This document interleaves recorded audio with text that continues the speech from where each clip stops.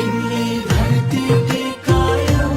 आमा संसार देखायो तिमीले बोल्न सिकायो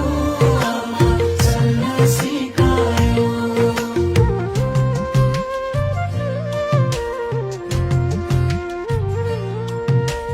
कोही छैनन् जीवनमा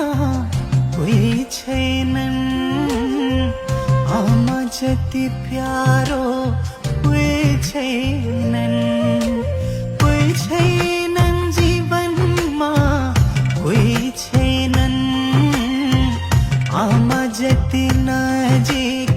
कोही छैनन्